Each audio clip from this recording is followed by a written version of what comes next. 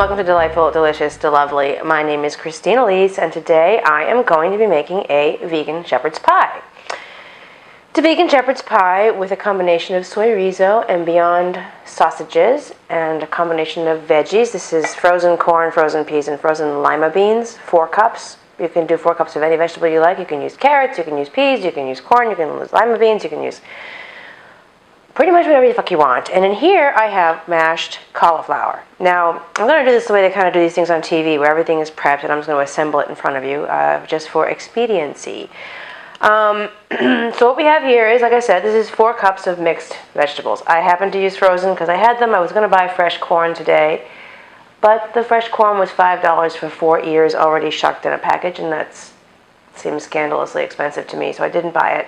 And I had corn from my recent beef stew post, and I had peas, and I had lima beans from all that beef stew post, so I'm just using the balance of those things.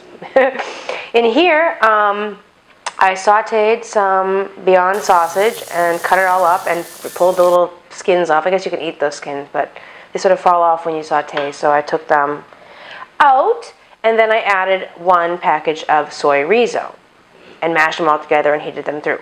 Then in a separate pan, I sauteed 8 ounces of sliced mushrooms with about 1/4 of an onion in a pan until the mushrooms were nice and brown and soft, and the onions were soft. And in this pan, I'm sick, so pardon me, my brain is not working right. It's been a really weird couple of months. I boiled about a good sized medium to large head of cauliflower and 2 red potatoes that were about the size of a pool ball. So it was pretty big for the red potato world. So 2 red potatoes and a head of cauliflower boiling in here. In another pan, I sauteed in about 1 tablespoon of vegan butter. I sauteed 1 leek, the sliced up part of the white part of a leek. Then I drained the mashed potatoes in the it's an old problem I used to have.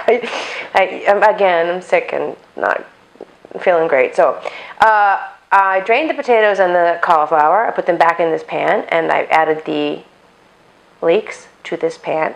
I added about 2 tablespoons of vegan butter and about 1/4 of a cup of vegan almond milk.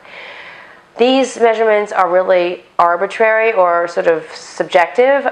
If you like your potatoes lumpy, or you like them really hard, or you like them really soft, or you got a bigger head of cauliflower than I used, or you use more potato, all kinds of factors could change the amount of butter and vegan butter and vegan milk that you use in the potato portion of the mashed cauliflower portion. And then I seasoned it with salt and pepper.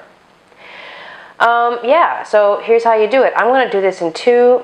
I'm going to make 2. This is enough to make 1 good size one in a big casserole pan. I'm going to make 2. Ouch, it's hot.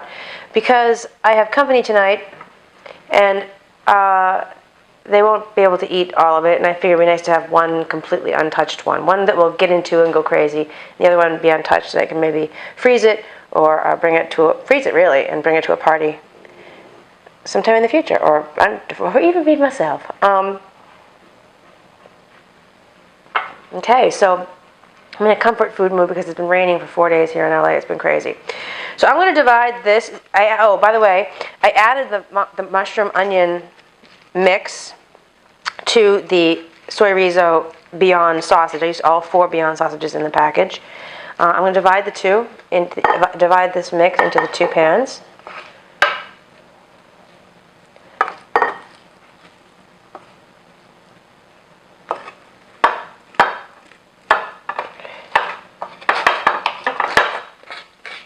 You could treat the pan with a little cooking spray or grease the pan in some way if you care to. It's not really necessary. I didn't do it. Out of sheer laziness, I didn't do it.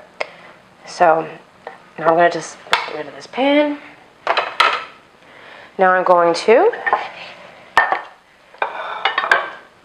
mash that. All right. You could add a gravy layer if you wanted to. I'm not adding a gravy layer. This is, like I said, peas and corn, and lima beans are still frozen. All right, so with a layer of peas and corn, I might have to drain these lima beans or put them in some hot water. And yeah, they're still frozen. Oop. Hold on, maybe I can do this. Let's see. Oh, you got out. You got so excited. All right. still frozen, and I'm going to use them. That's how crazy I am. I'm crazy. All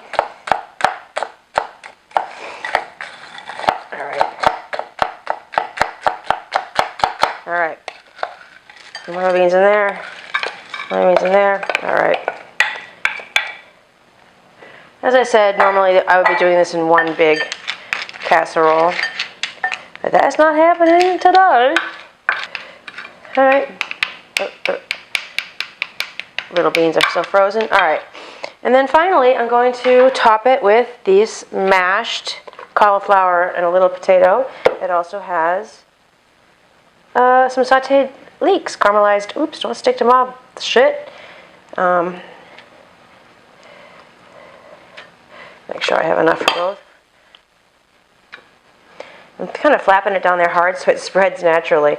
And, oh, it's doing very well. All right, I have a lot. The splat makes it spread all on its own. Very nicely there. All right.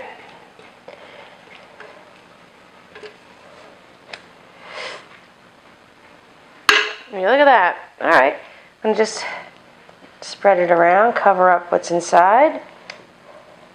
Oh, sniff, sniff, sniff. I still spin every freaking day. I'm a spinning crazy person. I spin 5 or 6 days a week, and I hike. I work out 6 days a week pretty much, and spinning every friggin' day. I spun today, I spun yesterday, spinning tomorrow, spinning the next day. And the spinning is great because it sort of, the heat gets your whole sinus situation cleaned out. I must have just chugged a quarter of a bottle, a third of a bottle of NyQuil last night, and subsequent repeated efforts to get myself to go to sleep and stay asleep. It's weird in my bed. My bed used to be half dedicated to my son Dexter, who would pee and poo. Sometimes diaper didn't even stop it from becoming a part of our bed situation. So anyway, if you don't know, he passed away on me on January 3rd, and the bed that used to be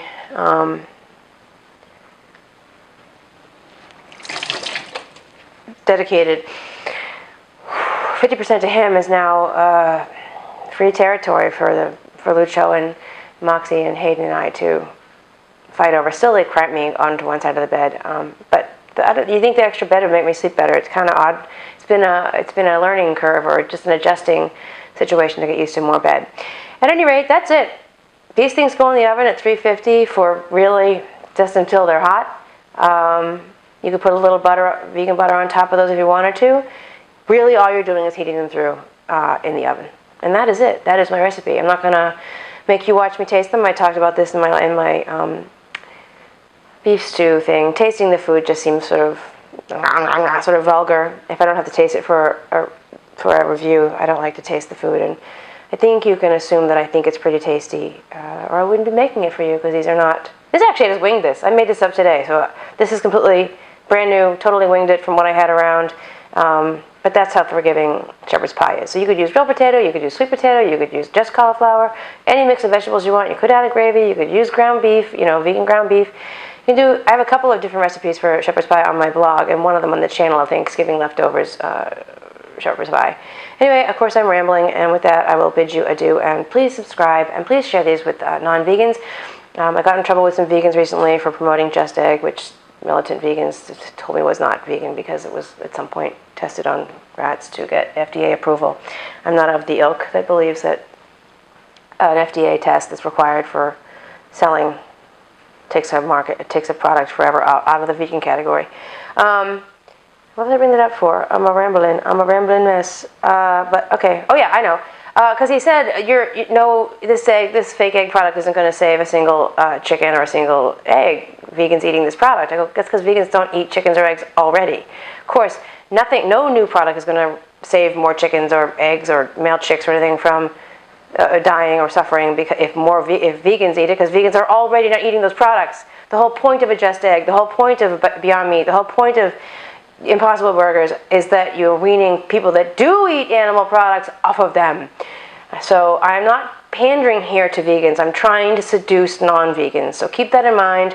When you make these, don't tell your friends necessarily that they are vegan, because people get defensive and get a chip on their shoulder about it. Serve it and don't even mention anything. I ascertained that I could feed a meat eater in my house every day for a week and never mention that they weren't eating meat, and ultimately they would not notice it.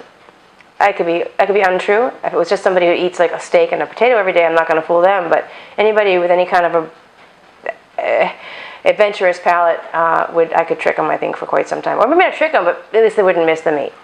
So that said, I'm not making these to make vegans happy. I'm making these to trick some meat eaters into coming to the light side. They're on the dark side. Come on to the light side. And with that, I thank you for watching, and I bid you adieu. Bye.